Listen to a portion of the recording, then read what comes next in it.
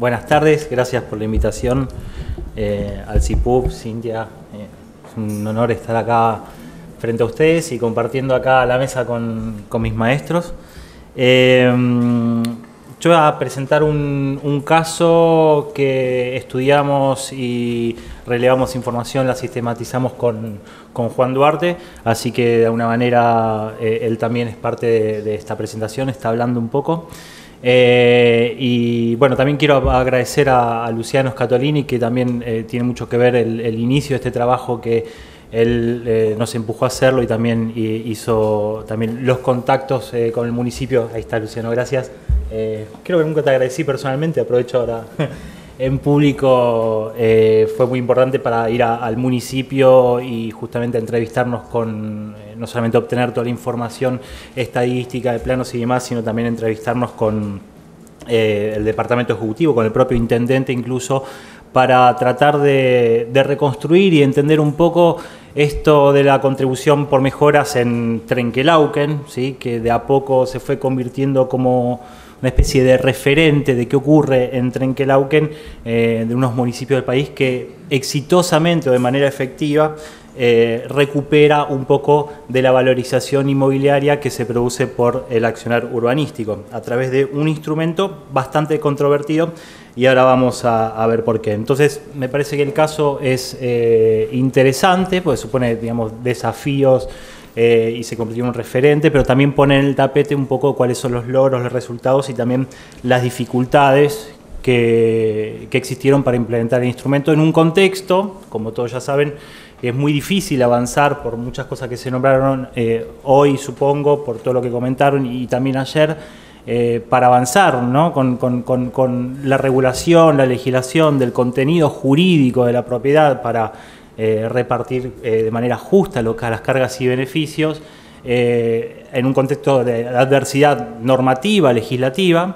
Ahora voy a un poco a referirme sobre eso, pero también un contexto de adversidad frente a la opinión pública. Cada intento de avance político, normativo, enseguida la opinión pública pega el grito al cielo, y eso obviamente también replica en el arco político, porque supone un costo político importante avanzar en este tipo de normas. Y Trenquelauquen, o lo que voy a comentar ahora, viene hecho un poco de luz o de aire, quiero decir, sobre esto, porque de alguna manera supone un caso de gana-gana, si se quiere, donde hay cierto nivel de conformidad por los propietarios, por los actores de gobierno que llevaron e impulsaron esto a cabo, no solamente con normativas, sino sobre todo con un empeño político muy importante, una voluntad política muy importante, incluso abanderada por el anterior intendente Barracha y transmitida por el actual, y también incluso que tiene cierto consenso y está bien visto por los actores de mercado, básicamente del sector inmobiliario. Bueno, el recorrido de la presentación que voy a proponer. Bueno, esta presentación fue ya presentada con Juan Duarte en Quito, así que la información en un evento en Quito que se hizo en mayo, en un foro sobre instrumentos de política de suelo de América Latina. Así que, bueno, la información está actualizada a marzo o abril de este año. Primero voy a hacer una introducción, que más o menos acaso ya la vengo haciendo. Después voy a hablar sobre las condiciones generales que fueron, sobre las cuales se implementó la contribución por mejoras, no solamente lo que tiene que ver con lo normativo y lo político, sino también con las condiciones urbanísticas, los pasos que se llevaron a cabo para implementar este uso controvertido de la contribución por mejoras, dos estudios de caso, si es que hay tiempo, estudios de caso específicos de cómo se negoció y cuánto recuperó el municipio a partir de estos, cuánto recuperó en términos de lotes, pero en concepto de valorización inmobiliaria producida por la accionar del municipio. Algunas reflexiones finales, si es que da el tiempo. Bueno, ¿de qué se trata? Y esta es la introducción al caso. Bueno, el uso tradicional implementado de la contribución por mejores, muchos saben mejor que yo que tiene que ver con el recupero, y se establece en función del costo de la obra pública. y ahí pongo total, lo relativizo un poco porque muchas veces es una parcialidad del recupero, hay un montón de complejidades técnicas y más en contextos inflacionarios, pero bueno, son una cuestión de instrumentación, no voy a entrar en detalle, pero justamente replican esto en que se recupera una parcialidad de lo invertido en obra pública. Hay un uso teórico y también formalizado, teórico, ¿no? en varios estudios y formalizados en algunos proyectos de ley, en algunas ordenanzas incluso existentes. Incluso a mediados de siglo encuentro que está la contribución por mejoras atribuida a la valorización producida por la obra y no ajustada en función de la obra pública. ¿Sí? Y después está este uso innovador, si se quiere, de la contribución por mejoras en el caso de Trenkelauken, que tiene que ver con la valorización producida por la obra pública, pero también, y acá está sí lo más controvertido, con la valorización producida por cambios, por decisiones administrativas en relación a cambios en parámetros urbanísticos, cambios en las intensidades y en los tipos de uso del suelo, ¿no? Y acá, bueno, varios, sobre todo abogados y demás, acusan entonces al caso de que es una especie de mejunje, de artilugio jurídico, de sancocho, dirían los colombianos, porque, bueno, se ajusta bajo el paraguas y el nombre de la contribución por mejoras, quizás hechos imponibles que en otros lugares están bien diferenciados en cuanto, como ya habrán visto, contribución por mejoras en un lado, recuperación de plusvalías, por ejemplo, remitiéndome al caso colombiano, y contribución por valorización. Entonces uno va, por ejemplo, esto fue lo que nos sucedió en Quito, y presentamos el caso y suena un poco raro porque, bueno, se aglutinan en un mismo instrumento todos estos hechos imponibles diferenciados. Bueno, rápidamente para quienes no son de acá, o incluso los que son de acá, pero no tienen conocimientos sobre Trenkelauken, es uno de los 135 municipios de la provincia de Buenos Aires, queda a unos 444 kilómetros de acá. Tiene una población, según el último censo, de 43.000 habitantes, entonces eso ya da un poquito la pauta de sobre qué tipo de municipios está llevando a cabo esta experiencia y en qué sentido podría ser un desafío de replicabilidad para las ciudades pequeñas e intermedias del país, ¿no? Y esta es la situación urbana, muy sintética, resumida, de la que existía antes del avance con el instrumento. Había una carencia de tierra urbanizada, tanto digamos, de propiedad pública como privada, ¿sí? Carencia, había necesidad de tener más tierra, de lotear y en función de un plan director que se hizo y de las proyecciones de crecimiento de hogares, iba a decir poblacional, pero sobre todo de hogares y también económico, el soporte que iba a necesitar la ciudad a futuro, ponían, digamos, en jaque un poco en cómo estaba la situación del perímetro urbano.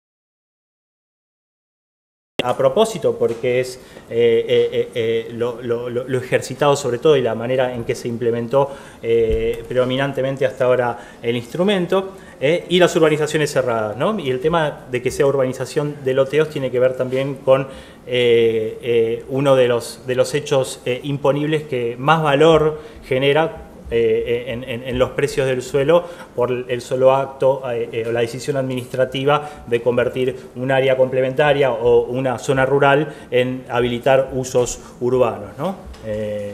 Se calcula más o menos que incluso puede ser el movimiento de precios hasta por 10 veces. Bueno, en nuestra zona, digamos, donde el RIN de la soja es tan elevada, esa brecha tiende un poco a atenuarse, pero aún así es una de las decisiones urbanísticas que más inciden y que en estos cambios de precios del suelo. Y es sobre ese hecho imponible que predominantemente se llevó a cabo la contribución por mejoras a lo Trenquelauquen.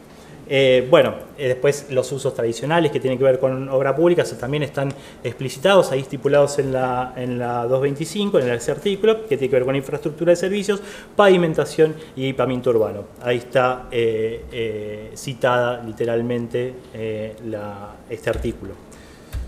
Los momentos de la base imponible y los momentos de exigibilidad, ¿no? En cuanto al incremento de la edificabilidad, se empieza a implementar una vez estando transcurrido el 80% de la obra. En cuanto a los cambios de uso del suelo, cuando se efectiviza, ¿sí? Cuando se autoriza estos cambios de uso del suelo, ¿no? Cuando hay a través del Consejo una ordenanza que como tal.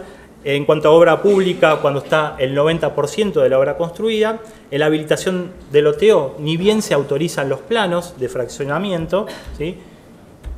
Y hay algo interesante en esto que tiene que ver con cómo se aplican las alícuotas, ¿sí?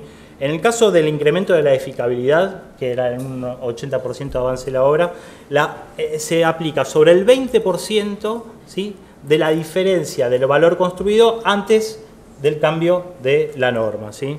Que también es bastante controvertido y desde el punto de vista de que, bueno, en verdad no se captura tanto pluralidad porque es sobre el valor de la construcción de la obra, ¿no? Es el 20% la diferencia de de lo que se puede construir antes y después del cambio de uso sobre el valor de construcción, ¿sí? Después en cambios de uso del suelo, el 20% de valor fiscal, también algo bastante controvertido, sobre todo porque también es un municipio que, al igual que todos, presenta no están tan actualizadas, digamos, el avalúo fiscal. En cuanto a la obra pública, un mecanismo ya clásico que tiene que ver con el prorrateo entre todos los inmuebles, el valor general de la obra, tomando como criterio la superficie del inmueble. Y acá también otro tema controvertido y quizás podría asemejarse al método de los 5 dedos oscilantes, por criticarlo, pero en verdad también por la sencillez y la efectividad concreta que tuvo sobre la habilitación de loteos, la conversión de área complementaria, de área rural a área urbana. El 12% de la tierra neta fraccionada, el 12% de los lotes producidos por eso, el municipio es una contribución, iba a decir una cesión, pero me estoy equivocando, no es una cesión, ¿sí? Esto es sobre la tierra neta, es decir, una vez ya cedido toda la superficie urbanística para espacio verde circulatorio estipulada por la 8912, ¿sí? Sobre eso, el 12% de los terrenos es la contribución que hacen los propietarios para con el municipio. Pero el valor impositivo nada. No. ¿Perdón? El valor impositivo no lo tocaron. No. ¿Qué caso la tierra? No. Es sobre la tierra neta. Sí, la tierra neta producida. Pago en especie. Pago en especie. Pago en especie en vez de en dinero. Y eso tiene que ver también con otro beneficio, si querés, esto, porque gran parte de los... Ahora voy a explicar un poco dónde se implementó, que tiene que ver con la expansión de un área urbana, del área urbana, es decir, básicamente esto se hizo en tierra periférica, rural, cuyos propietarios, bastante descapitalizados, ¿eso es 10 o 1? Bastante incapacitados de pagar con dinero, lo pueden hacer sí con con parte del fraccionamiento de tierra producido, ¿no? Tengo 10 minutos. Bueno, voy a pasar a los casos directamente, voy a pegar un saltito, pero antes me gustaría enfatizar lo del sustento político, ¿no? Este liderazgo, la decisión política y la construcción de consensos, ¿no? Que muchas veces cuesta, digamos, y sobre todo el propio secretario de Infraestructuras, el propio secretario de Planeamiento, con el intendente, identificando cuáles son los casos donde se podría hacer esto, yendo a hablar y mostrando todos los números, mostrando los planos, mostrando los proyectos que también al mismo tiempo los elabora el municipio, y a partir de ahí se estableció una red de convencimiento para avanzar en esto. Bueno, estos son los pasos. Se sancionó la ordenanza que rige la contribución por mejoras, la que nombré recién, a partir justamente de la existencia de algún hecho imponible, según los hechos imponibles que mencioné del artículo 225. Luego la solicitud de aprobación de los planos para habilitar el loteo, ¿sí? la autorización de los planos. Un análisis del proyecto por parte del Ejecutivo, pero gran parte de los proyectos eran desde el Ejecutivo hacia los propietarios, proponiéndoles cómo iba a ser la subdivisión, los fraccionamientos, y algo muy crítico que es no solamente el 12%, es decir, la cantidad de tierra a contribuir, sino la localización de ese 12%. ¿No? No es lo mismo, digamos, 10.000 metros difuminado, disperso o concentrados en una misma manzana, en una misma hectárea, y las posibilidades que habilita eso, por ejemplo, para avanzar con equipamiento o lo que fuera. Bueno, el cálculo de la contribución por mejoras a pagar por el propietario. Otro tema fundamental y que también le permitió al municipio adquirir una gran cantidad de hectáreas, incluso más que con la contribución por mejoras, es porque el municipio es propietario de los servicios de agua, también tiene máquinas para apertura de calles y movimiento de tierras, y entonces le da a elegir al propietario cómo quiere pagar estos servicios, que son a cuentas, también esto está regido por la 8912, que están a cuenta del propietario, y por lo que comenté recién, que se trata sobre todo de propietarios bastante descapitalizados, prefieren pagar con especies, ¿no? En vez de con dinero. Entonces eso fue otra manera en que el municipio recuperó, y ahora voy a mostrar cuánto, adquirió tierra. Bueno, una firma del convenio entre el Ejecutivo y el propietario. Esto también es importante para cubrirse, ¿no?, legalmente ante cualquier litigio o acción que inhabilite, ponga en cuestión la legalidad de esto. La sanción de la ordenanza con la aceptación de la cantidad y la localización de los terrenos, y esto la ordenanza a través del Consejo Deliberante, y luego para proceder sí a la escrituración. Bueno, un caso. Esto es un seudónimo, se dice, ¿no? Sí. Un caso, hay varios casos, ¿no? Elegí dos. Uno que es dentro, digamos, de la planta urbana existente, y otro más interesante porque ahí se articulan otras, no instrumentos, pero sí estrategias para adquirir tierra. 5 minutos me quedan. Bueno, voy a avanzar entonces. El caso de esta persona tiene que ver con el cambio de zonificación de deportivo, o sea, no tenía bastante inhibido los usos residenciales a un uso residencial 3, ¿sí? Con esos cambios de indicadores urbanísticos, y ahí está sombreado en oscuro la cantidad de lotes que pudo adquirir el municipio a través del instrumento, que son 112 lotes. El loteo resultante, y lo que adquirió fueron 13 terrenos, ¿sí? Y se le sumó a esto 23 terrenos en concepto de pago de la infraestructura que llevó el municipio, ¿sí? Por esto que decía de que se les daba la posibilidad de pagar a los propietarios en dinero, en especias, algo que tiene que por norma, por ley, correr por su parte, ¿no? Bueno. Antes de comentar el otro caso, tengo que hacer mención al área de ampliación urbana, que, bueno, ellos hicieron un plan director. El plan, en función de distintas proyecciones, coincidieron los técnicos que se tendría que expandir en esta superficie y en esta dirección. Y como por suerte, digamos, son funcionarios y políticos bastante sensibilizados, no con la planificación espacialista, normativista, formalista, sino también con el tema de las políticas de suelo, junto con la elaboración del plan director, fueron pensando diferentes estrategias vinculadas al tema suelo.